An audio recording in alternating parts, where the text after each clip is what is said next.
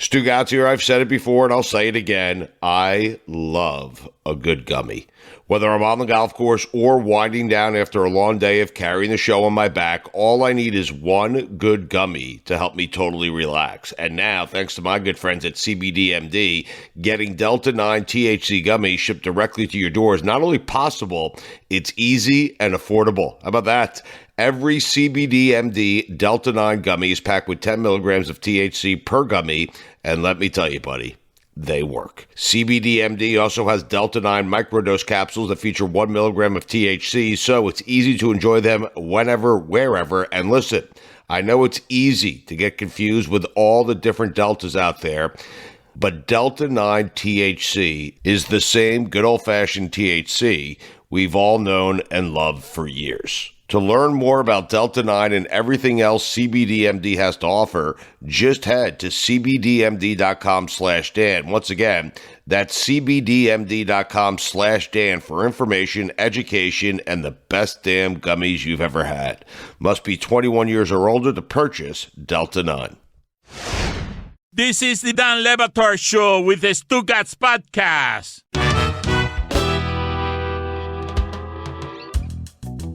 There are a lot of things that we need to get to here. I know Mike Ryan is, creeped out by the Midnight Yell thing, weirded out by the Midnight Yell thing, a college football tradition. I need to get to Witty because he needs to recap 3 hours of college football yesterday. You have to understand the adrenaline rush that is all of sports fan hyperventilation of football weekend is. College football was nuts this weekend, and then the NFL comes and swamps it. Totally nuts. Listen to this 3-hour period of college football, a recap of just something that they threw into your Saturday. And this is why they're getting all the money, and it's weekend programming forever, and it's $8 billion, and college football will soon be bigger, if it's not already bigger, than basketball, than professional basketball, because it's just now this giant moneyed minor league thing that is going to be the next 5 years of nuts on gambling. So my college football Saturdays are going to be fairly occupied by MLS for the next month because the season is wrapping up. So I don't actually get to watch a lot of college football. Look at me, Louie. So I get home on Saturday night, and I have this app where you can load tweets from the past. And so I load 600 college football tweets to try and catch up. It's like 11:30 at night. It takes me back to 9 p.m. because so much shit has happened. Here's everything Jessica, that happened why are you making from faces like at 9. that? What? I don't understand this is how you experience college football? Yeah. It's sad. Like a robot. You're like doing homework when you get home from your other gig. Yeah, I got home, it was like 11:30 at night, and I was like, I need to know what's going on in college football. I just love how thorough you are with that. Like, most people like you would be like, all right, let me catch up. Like, you have such a system. Like a system that Exactly. it's so annoying. Wait, Witty, I have a feed for you for just that. It's called the Slow News Report. Ooh, Like, you'll love The it. slow report? I can catch you up. If the slow report is more active on a college football Saturday, then it could be better. But so I flipped this and I'm like, all right, what's going on in college football? I apparently missed a 3:30 window where Appalachian State beat. Yeah. These are just the night games. So I the first thing I see, Kansas won. They won by 2 touchdowns in overtime.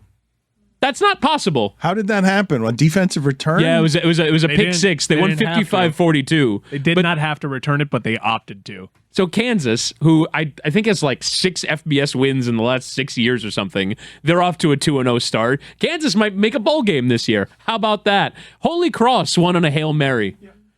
Bowling Green went for 2, and they tried a hook and lateral with an offensive lineman. I saw that too. With an offense, they they threw a receiver screen, and the guy pitched it to an offensive lineman in 5th overtime. Georgia Southern didn't punt until the second half against Nebraska. Tickets didn't work for 75% of the Power 5. People just couldn't download the tickets to their phone. Oh, no. And so, like, this one app... That's why the UM game was empty. Trying to get me. Trying. It never works. It'll be so hard. One day, maybe you will elicit emotion out of me. At 1:52 in the morning, BYU and Baylor went to overtime. The Sun Belt was paid $4.1 million to beat major college football teams. Nebraska has lost 10 straight one-score games. Scott Frost lost 23 one-score games in 5 years in Nebraska. Tom Osborne lost 25 in 25. Everything that happened on the Jaden Delora play, did you see this? The Arizona quarterback, he like ran around in circles for 80 yards and then threw an interception down the field. It was wild. 2:15 in the morning, Oregon State with a walk-off touchdown in the last second against Fresno State. This shit was insane. I kept looking like, what is happening in this sport? That was started at 9:30 p.m. All the games, it's like one big witching hour because all the games are happening all at once. You have to, there's this great Twitter account at Sickos Committee. You have to set them to mobile alerts during the college football season. I'm sorry, what? Because so much is happening. Sickos Committee. They will tell you everything that's going on, and you can actually follow this in real time and try to get as many TVs as you possibly can on it. What is happening with this as an entertainment vehicle? And it's only going to get more and more fun as Amazon plays games with its broadcasts and all of it feels interactive. Is your weekends have some freedom in them if you're a sports fan, and the gambling's all over the place and you don't care whether it's Bowling Green or you're just now learning. I mean, Appalachian State has been going to Michigan for a while and doing weird things, but stop scheduling those guys. I've been telling you for years, don't schedule those guys. But the Sun Belt wins some of these games, and you're realizing, oh, wait, this is all laundry numbers I can bet on in the transaction age. This is all of it is the witching hour. It doesn't matter. It's just, I'm watching same game you are. I'm watching Arizona run around out there just in circles, and they're not any good, and it's just money running all over the field. Ironically enough, you can recognize one of the players from Appalachian State, and it's probably not Cameron Peoples, a running back that's absolutely going to be playing at the next level. It's Chase Bryce, because Chase Bryce is still playing college football. I believe Chase Bryce, correct me if I'm wrong, backed up Kelly Bryant at Clemson. I think he's played a University of Miami team in 3 different uniforms, Chase Bryce has, because he went to Clemson, he went to Duke, and because of the COVID year, he is still at Appalachian State. Is the future not here right now with all of these transfer portals and everything else where you're seeing that, this is just minor league gambling on football. This is just minor league gambling on professionals. No, but I'm saying it's just, I don't have to wait till Sunday to get my fix of I'm going to make prop bets all over the place on people who are paid mercenaries. Yeah, that's the deal. And it is the second biggest major sport in the United States. The TV ratings help bear that out. It's not basketball. It's not baseball. It is college football. College football is king. And it is a testament to the power of the NFL that we always do this. We don't talk enough about college football. Bama and Texas had a classic game. And it makes you actually really eager to see where college football goes from here. Because Alabama, look, part of their success is they have the greatest coach of all time, obviously. But they've been doing this thing where they won't go on the road to play a non-conference game against a Power 5 opponent. Last time they did that was 2011. It's tough to do. It's tough to do week in and week out. Now, I know that they play in the SEC. I'm not taking anything away from Nick Saban. You can read into it. But look what happens. Look how great that is. And if we're going to build these super leagues, is week 2 in college football going to be the norm? I can't wait for it. Well, I think it goes to show how important it is to play on campus sites. And so I hope that if the 12-game playoff happens, the first round or first 2 rounds will be played at campuses because the atmosphere is why people like college football. The stakes, the storylines, the home crowd being in the game, like that's what made it hard for Alabama to go in there and just play Alabama football.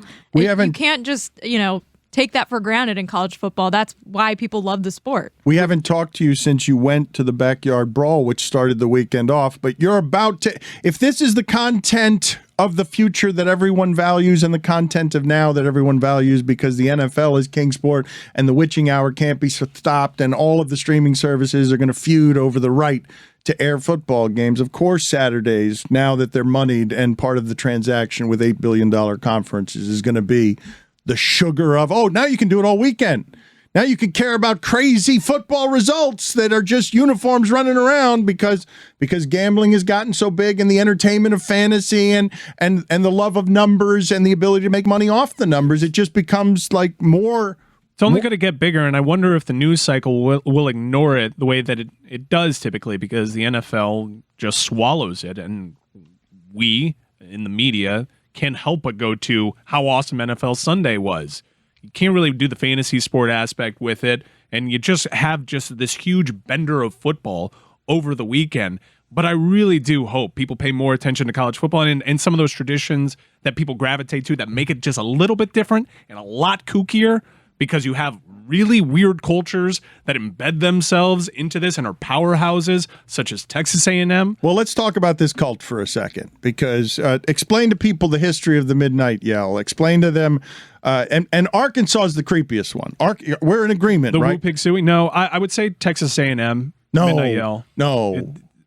Dude, I have to be careful because I'm going to College Station. I am not insulting Good this. luck. Yeah, I'm not insulting this town. I'm not. They are very passionate.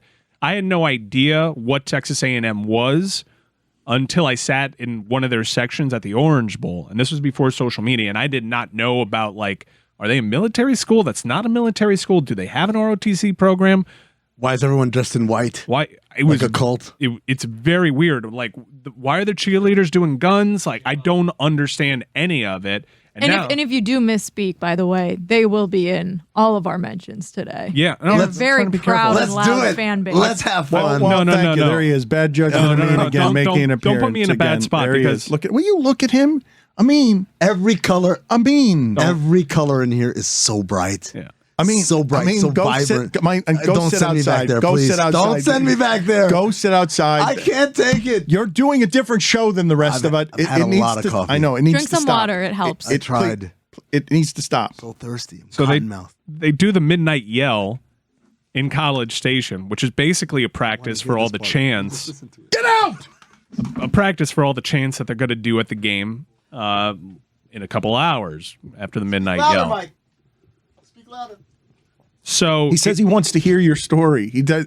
So it's bizarre, and usually you don't have video of it. Now video circulates because of social media and how easy it is to circulate. So you get a bit of banter, and this was the Midnight Yell in advance of the Appalachian State game. I had to Google this team to make sure that they were even real. I was really confused because Appalachia is definitely not a state. But sure enough, I found them, and they're located deep, and I mean deep, in the backwoods. Just like you would think any hillbilly college that names themselves the Mountaineers. I just hope that these guys can get here tomorrow all right, because I know for a fact that half of their football team can barely even read the name on their jerseys, let alone read a map. It's a shame that the only 2 brain cells that all these guys have left are going to get knocked out by our Wrecking Crew defense tomorrow. Appalachian State went on to win. It was weird. They weren't inspired by that amazing stand-up routine by the dude in overalls doing finger guns in between every line. That's It what is those pauses really, were. really cringy stand-up that he was doing there. And then, of course, yes, you can't lose. Again, though, as we head into minor league football and money spilling from the sky, the Sun Belt Conference takes the weekend.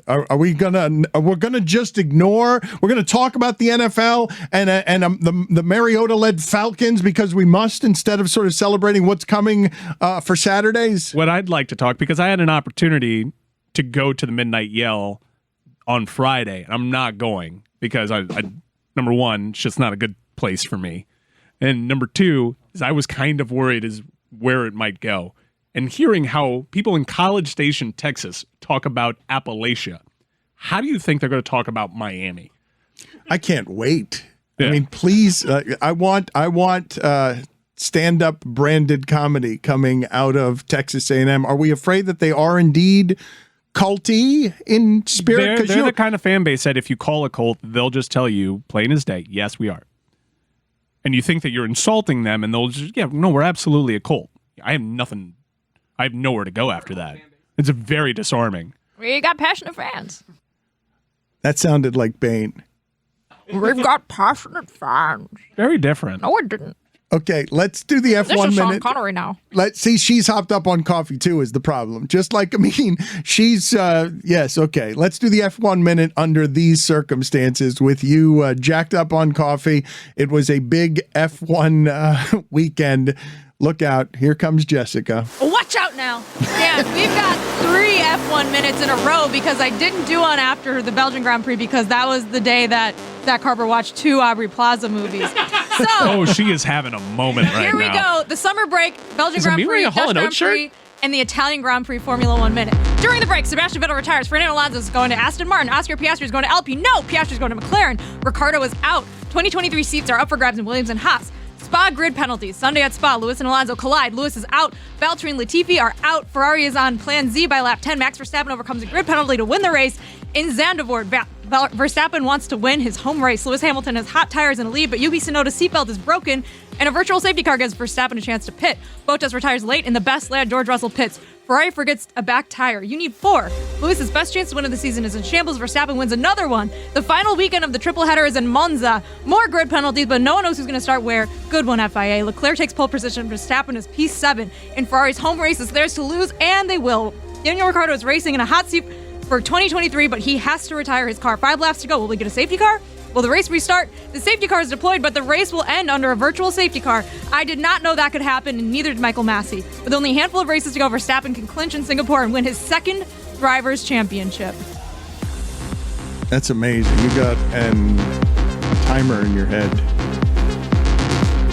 What's wrong with Amin? I don't understand what the coffee has done to people around here today. Amin has been a disaster since the moment that he walked in here. Has he explained to any of you guys what is happening with him? Because his judgment has been profoundly bad, but worse than usual. Soaking wet. He's having a heart attack. Tony, I was told that you have a top 5 something for us. Oh, Top yeah, 5 Dan. something. Yeah, Dan, I do have a top 5 Well, something. Billy told me, and It's here. branded apparently too. He just walked in and out. Guys, I have a Tony top 5 for Monday, and we're like, "What is a Well, Tony's no, Tony's top 5? 5 for week 1. It's Oh, different. oh, there's a week. Yeah, it's but week it 1. wasn't actually done. Well, no, it's done now. Because he walked in saying, "Guys, I have a top 5," and we're like, "What is it?" He's like, "I still got to work on it." No. It's about putting pen to paper. It's obviously I'm driving when I'm walking over. You know, I'm thinking I can't write stuff down, so I got to write it down when I get here. But you walked into the studio saying, "I got something." Well, yeah, because you got to get it in early. If people not, want then it. things happen. Well, and then all of a sudden it doesn't okay. happen. Well, you're speaking of bad judgment around here, come on. and no, What are we doing there? Well, this is what I need to do. I need to show everybody in the audience what's happening around here because for some reason you and Billy had sparks today, and then you're hugging each other, and it's a very what happened? Why were you guys arguing? I mean, what happened was I came in a little late. There's a lot of traffic, so I was here like maybe 5 or 10 minutes before we started the show. And Billy said something to me, and then it kind of pissed me off. So I snapped back at Billy really hard, and I didn't mean to do it. It wasn't just something. He dismissed your top 5. Yeah, no, he should. What I said was, "I don't work for you." No, that's not what you said. I believe you said, "Who's clamoring for a Tony's top 5?" Yeah, that's exactly what you said.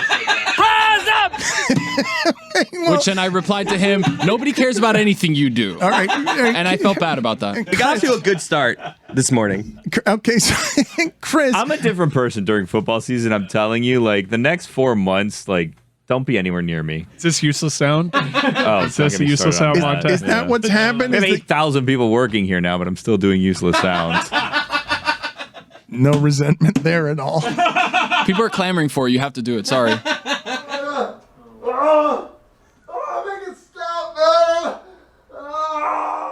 We are sorry that we have made several people here crazy with coffee and the dungeon and the prison that Billy lives in with useless sound. But what I don't understand is why you guys are snapping at each other. And I don't also understand, is Billy rooting? I didn't want to go to this top 5. I did not care for Tony's top 5. I asked Billy if there was anything in football that he wanted to talk about, and he says Tony's got a top 5. And so I'm asking you guys, as we talk this out on air with I want to hear it. I want to hear Tony's top 5. It's a weekly segment. Number we're going to do Tony's top 5. Is it sponsored? Well, not yet. But who Who determined that there would be a weekly top 5? Was there a meeting? Well, just Was there in a case you meeting that guys we want to didn't- go to it, I'm going to do it no matter what. If you guys want to go to it, you can. If not, I'm Is that how just going to second post ideas word. come together? No, Tony texted me about it. I was like, I'd love to hear it. Thank and he's you. like, maybe I'll also do it on air too. So it's really just for me. I like that he's calling a shot here. I'm gonna make a top 5, and I'm How gonna do else it. am I supposed to do stuff around here?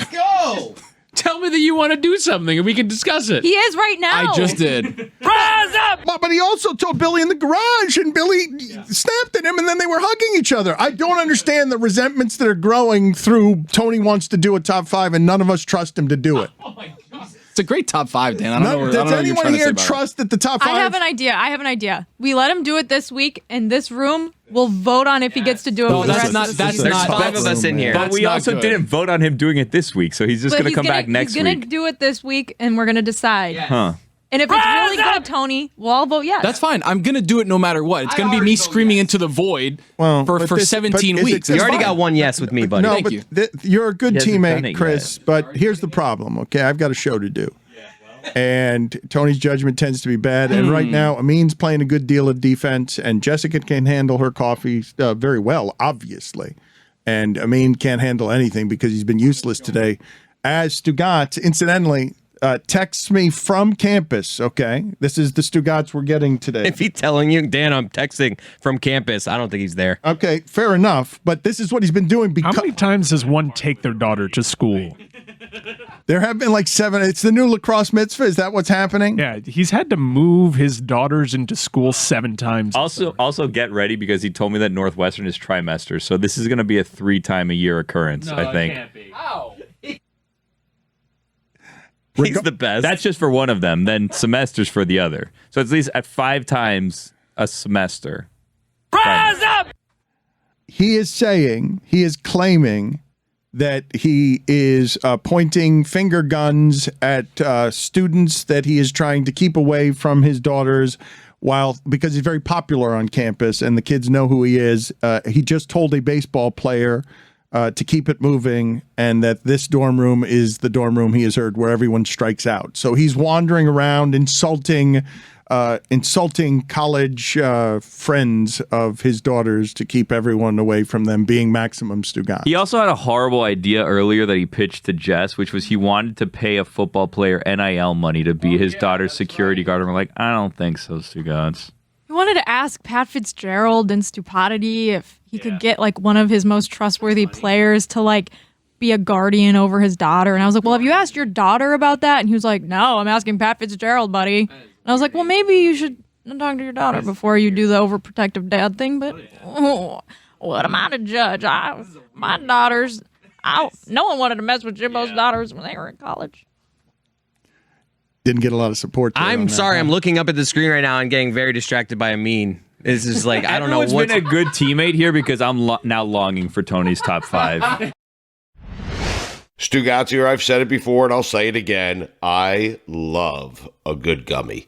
Whether I'm on the golf course or winding down after a long day of carrying the show on my back, all I need is one good gummy to help me totally relax. And now, thanks to my good friends at CBDMD, getting Delta 9 THC gummies shipped directly to your door is not only possible, it's easy and affordable. How about that?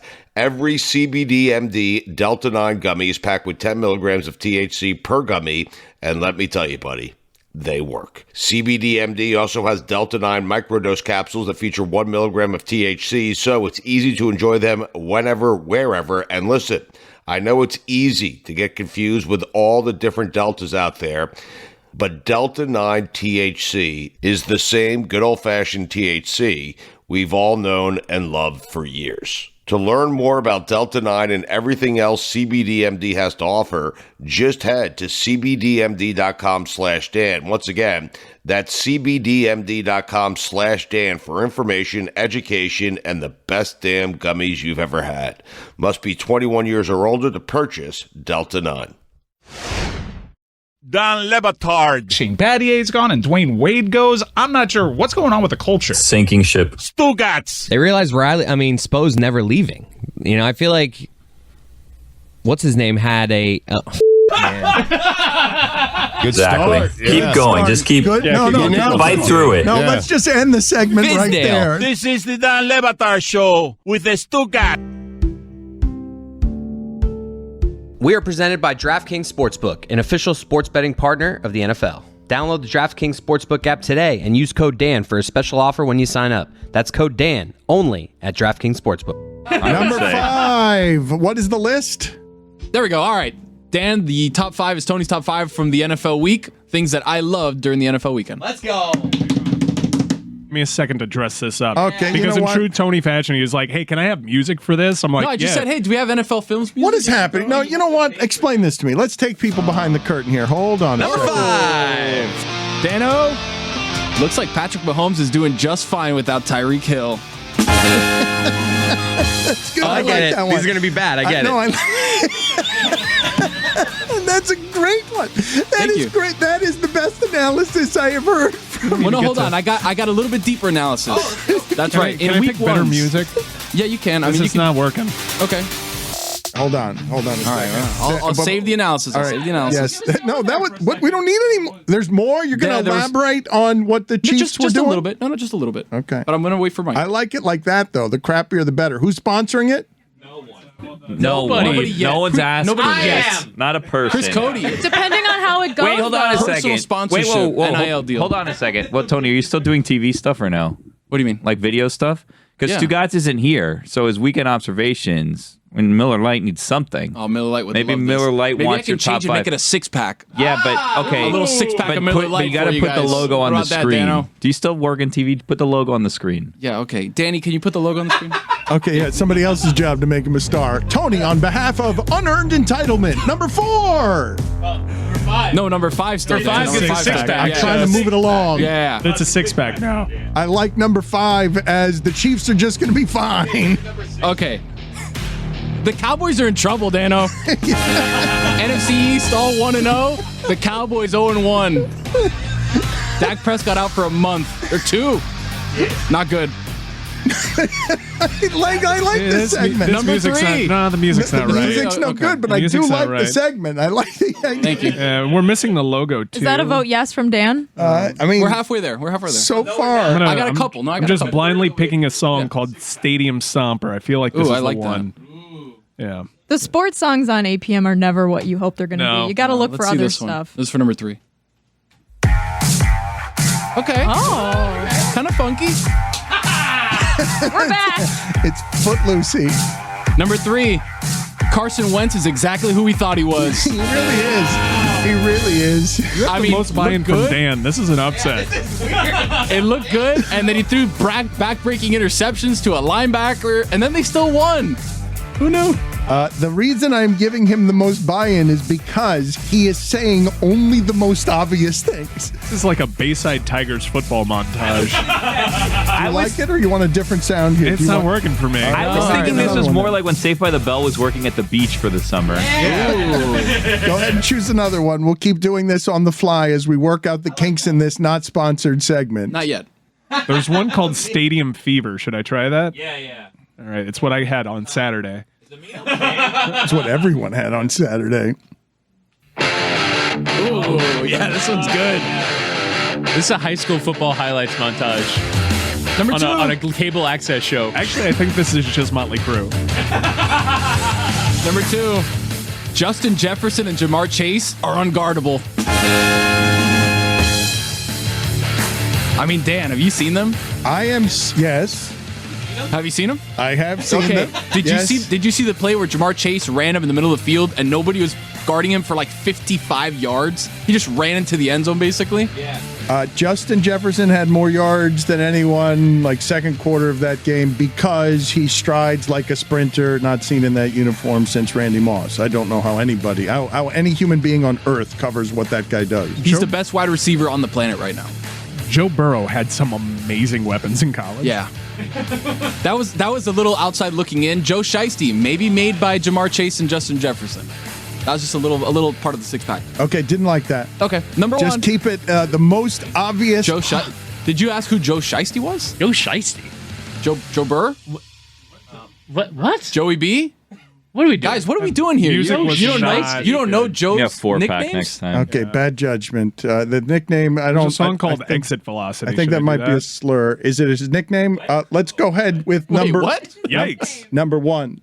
Number 1, old faces, new places, same result.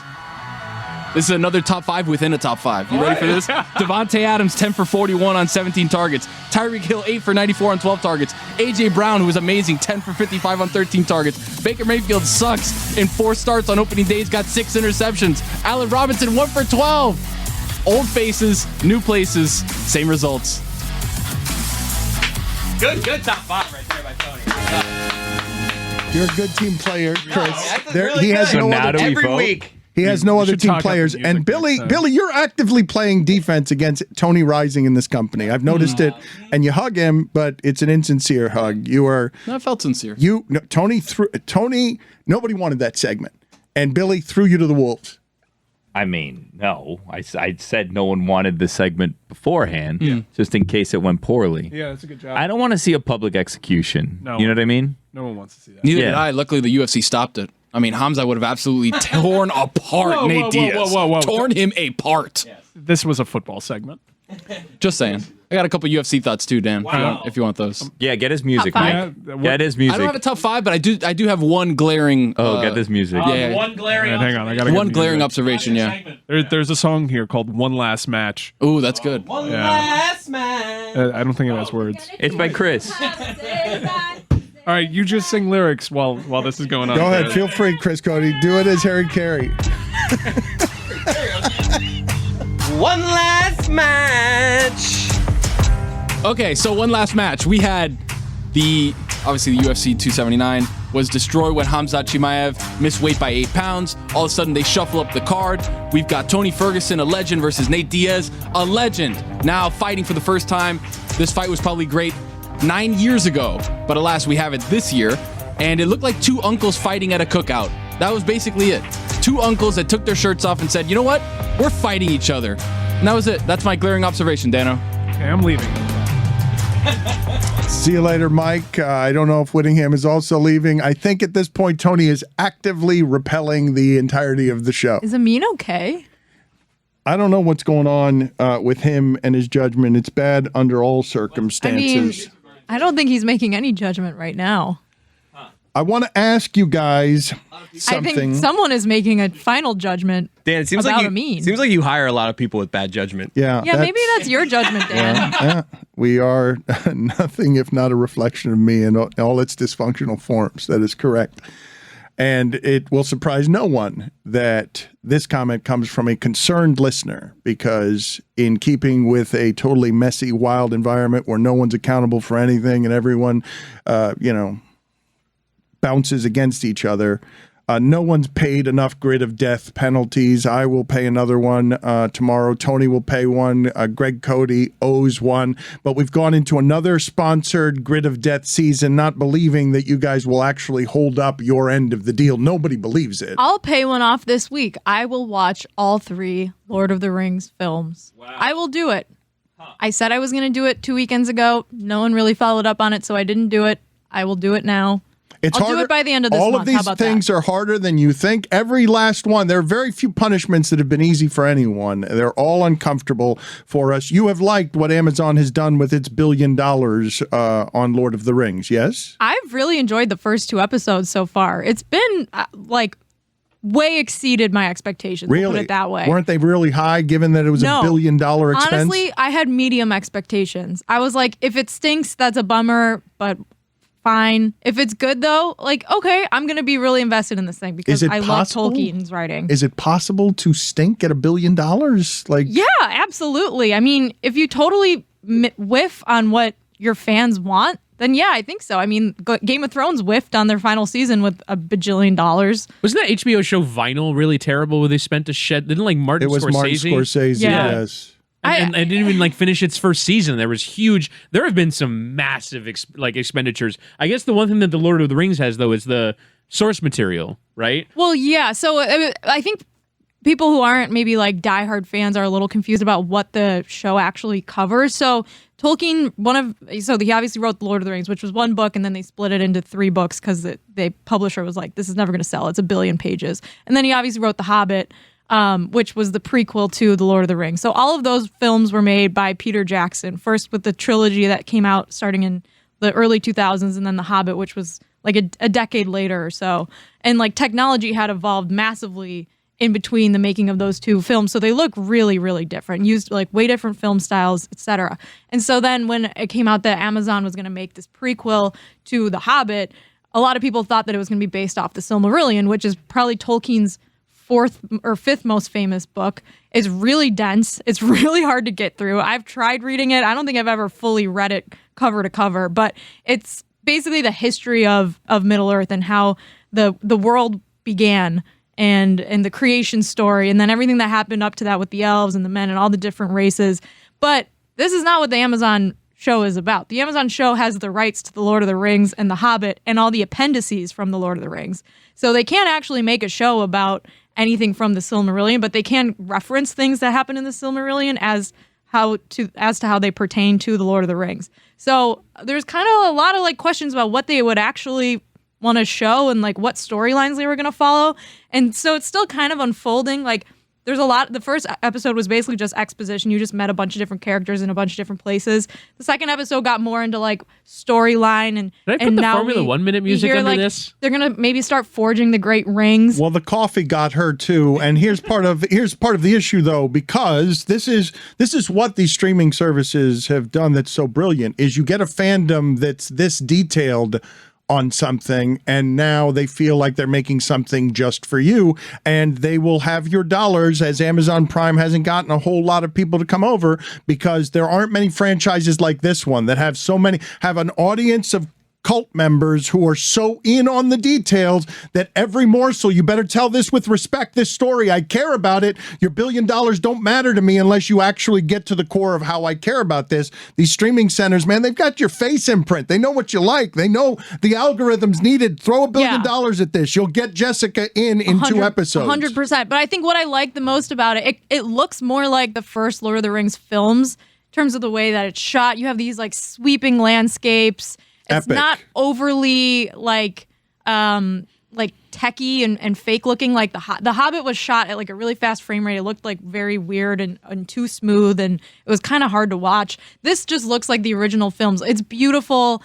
It's not like super CGI I watched it on a plane, so obviously I'm gonna rewatch the first 2 episodes. But like I thought it looked really good. I thought the acting was good, and like there was a lot of references to the first 3 films in terms of dialogue. So I feel really excited about it. Obviously, like I've only seen the very first 2 episodes. I think it's an 8 episode long season, but so far, like I've been impressed. I think the tone matches what I'm Tolkien's stunned. writing kind of is. Like a lot of people have been comparing it to Game of Thrones and House of the Dragon, which just premiered around the same time. And the tone of the 2 different fantasy worlds is totally different. I love Tolkien's world. It's much lighter, and it's more like it's less cynical than Game of Thrones. Like there's a good versus evil, hero's journey, all of that. You're not like, oh no, the main character is gonna like have sex with their brother and then get murdered. Like it's just a completely different fantasy world, and I appreciate Tolkien's writing a lot, and I think the tone of the show matches it so far.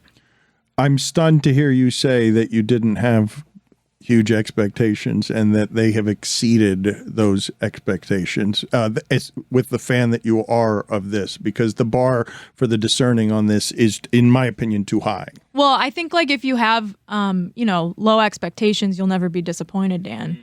Like if I'm like, I'm Gen Z millennial, like the world's gonna end when I'm 35. Then like if the world doesn't end until I'm 40, I'm like, wow, we did really good, guys.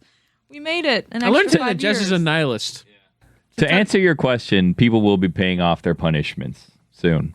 Well, this is 4 not people for me. lost this week, Dan. 4 people lost. So we have to, Jess, if you want you lost, I believe you can select today because everyone else will be in tomorrow making selections on their punishments. But Billy, this is not from me. It's a comment from a concerned listener. I believe that they wrote in as a concerned listener. I'm never that guy, but I'm going to be that guy for a second. Poor form to kick off a newly sponsored segment, missing 3 people, Mike missing his toilet paper payoff, Bucket in studio filming last year was way better. Just a sloppy start to a rebranded segment. How do we fix it? You're not present for the show? First pull is who you get. That's it. First pull is who you get. Enough with player, coach, commissioners. Machine Gun Skippy has ultimate authority and will make sure punishments are done, or else. Don't have your punishment done within 2 weeks. Instant death on the 3rd week and every week thereafter until fulfilled. Please. A metal larker should pull every 3rd week, and if they lose, the punishment is performed by one of them drawn randomly. Who is this person? Punishments can be voided if Stugatz goes to Sioux Falls, Mike doesn't look in mirrors for a day, Chris Cody shows us his belly button. This is ridiculous. Get that shit out of here. Gone way too far. I'll pick a punishment, but get that shit out of here. It is a concerned listener who hated doing that, by the way, should be noted. And they're never that person, but but I feel like it's totally fair. It is totally fair for a listener to question our show on accountability here, because what does any of this stuff means if nobody's actually fulfilling their punishments? Why are we bothering with the fraudulent entertainment? Because we sold it. You want organization, you want follow through, you want function. I'm sorry, this isn't the show for you. We are who we are. Yeah, accept us, love us. We're not changing. You need to change. Wow. Yeah, that's the entitlement you've grown to love around here, which is why Tony comes in with a sponsored segment of top fives that nobody asked for and wasn't sponsored. We never voted on that. And so what is your vote, Billy? I want to get your thoughts. I vote yes. Well, I vote yes. Really? Well, Dan already voted yes, so that's it. I think it's back. Okay, so give me Tony's top 5. I'm out. Oh, it's a no for me, Clive. Jeez. So you have top 5. Okay, the vote is done. Billy, you're our number 5 in the universe internationally, according to The Guardian. You are number 5 in the universe.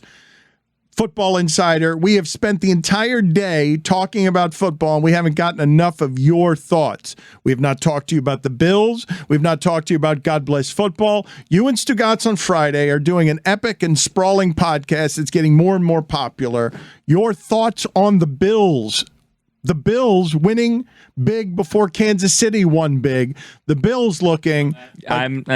We dismissed the hype train, Billy and I, before the season. I said don't buy the Bills hype. We were all over like the Bills overrated. The Bills are talking about as Super Bowl favorites. Why is everyone suddenly on the Bills? Yeah. Really good. And then made sense. I was the only one in here on the Bills, so I felt like I was. No, Samson was. That's really when it turned for you. If we're gonna betray trust, is as soon as Samson said I buy the Bills, Chris goes, shit, I should sell on. Well, yeah, that made me honestly feel bad about it when he said it, but then it actually happened, so I was feeling myself going into Sunday. I'm like, I predicted the Bills, they were all wrong, and then wake up call Sunday. No, don't buy the Bills long term. I'm telling you right now. I'm not getting off this stance. Don't buy the Bills. Bills are gonna Bills. You can do this, and my opinions are irrelevant because my Devontae Adams opinion that he was not a number 1 receiver and that Aaron Rodgers was making him everything that he was once upon a time is as wrong as I've ever been if it didn't stand next to my other opinion that Josh Allen was terrible. Well, here's the thing about my take on don't buy the Bills. There's only one way I'm going to be wrong on this, and it's if the Bills win the Super Bowl. Because even if the Bills lose the Super Bowl, I will retweet don't buy the Bills. So 1 in 32 chance that I'm wrong about this. I like my odds. And even if they win, I will find a pivot. That's what I do. As a Football Insider, though, I was laughing because Mike Ryan did have good analysis. His analysis was, I just don't believe in the Titans and the Giants are healthy. And the Giants, we've been making fun of them through McAdoo, 10 years Stable, of mocking them. Or like the balls. Because he went for 2. When some people wouldn't.